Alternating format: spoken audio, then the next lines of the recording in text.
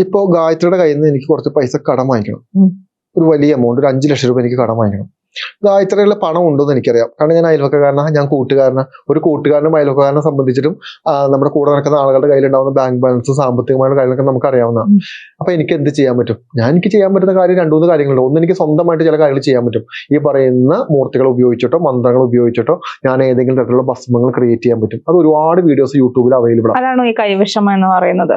Semi കൈവശം കാറ്റഗറിയിൽ നമുക്ക് ഇതിനെ പെടുത്തിയാൽ മതി. അത് വശം ചെയ്തെടുക്കാം. എന്റെ ആഗ്രഹം ഞാൻ പറയും, അത് തടയാൻ പറ്റൂല ഗായത്രിക്ക്. ഗായത്രി അത് എനിക്ക് നടത്തി തരും. ഇതാണ് സാധനം. ഇനി രണ്ടാമത്തെ കാറ്റഗറി, നമുക്ക് ആരുടെങ്കിലും അടുത്ത് പോയിട്ട് നമുക്ക് ഇത്ര കാര്യങ്ങൾ ചെയ്യാം.